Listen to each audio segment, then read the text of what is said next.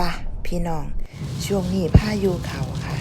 เฮาไปเบิ่งทะเลงามๆเพื่อได้ภาพสวยๆได้รูปสวยๆมาเบิ่งกันค่ะ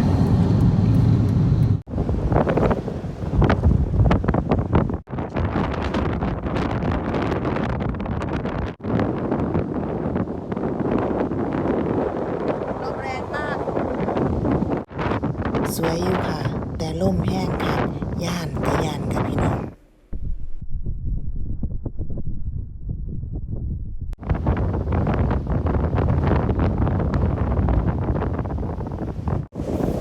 แถวนี้ทะเลเปิดค่ะใกล้ๆบ้านติดถนนใหญ่เลยค่ะขับรถบ่ไกลจากบ้านเท่าใด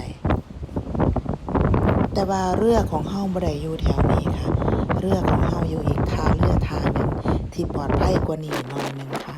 อันนี้เป็นตาย้านโพดข้อยว่าบ่กล้าเอาเรือไว้นี่ดอก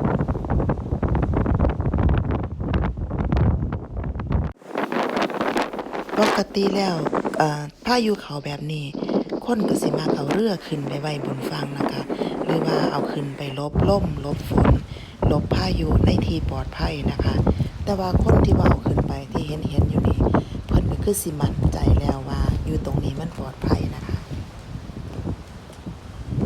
แต่ตอนนี้ข้อยเริ่มบ่มั่นใจแล้วล่ะข้อยเริ่มสิฮ้ากแล้วแค่ยืนเบิ่งอยู่ข้างทะเลนี่ข้อยก็สิฮ้ากแล้วพี่น้องเอ้ย เมาคักเมาแหน่เมาเรือเบิ่งซื่อๆก็เมาเบิ่งแหน่มันเป็นตาเมาบ่ฮึบขึ้นฮึบลงอยู่จังซี่แหละพี่น้องโอ้ยสิหาก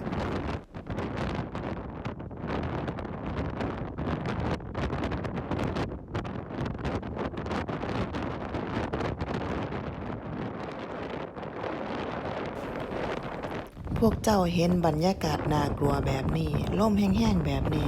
แต่ว่าคนมาจอดรถหลายอยู่เด้ค่ะคนมาจอดรถเบิ่งนี่ล่ะครับไปขับมาก็จอดรถเบิ่งถ่ายรูปแหน่ถ่ายวิดีโอแหน่นี่หลายคนอยู่ค่ะเรียงกันอยู่นี่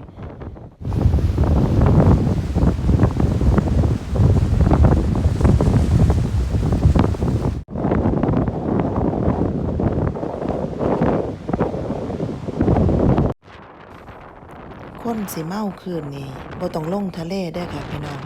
ยืนอยู่เบิ่งฟังยืนอยู่บนฟังเบิ่งอยู่แบบนี้ก็เมาได้ค่ะ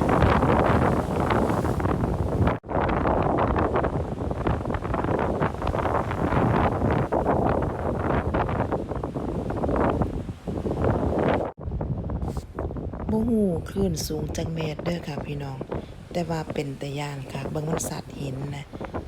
หินที่ยืนอยู่นี่ก็สูงเติบอยู่เด้อค่ะแต่ว่าก็เป็นตาย้านมันก็สัดขึ้นมาข้อยนี่ก็เปียกก็เข้มหมดเด้แต่ว่าข้อยก็อยากได้ภาพงามๆเนาะอยากได้รูปงามๆข้อยก็อดทนเอาห่าลางเทื่อก็มีแล่นกันแหน่ค่ะมันมาไกล ข้อยก็ย้านเปียกข้อยก็แล่นแหน่ห่าลางเที่ย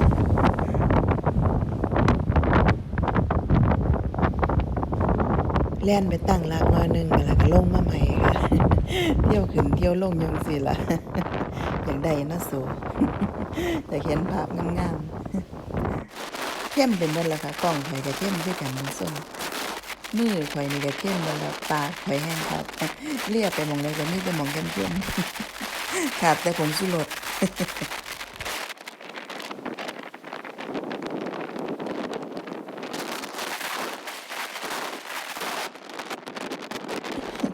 แล่นหัวซักหัวขวมเมื่อคืนสัตว์มาหาข้อยแล่นมาหาหม้องตั้งหลักใหม่ก่อนแล้วก็สิลงไปใหม่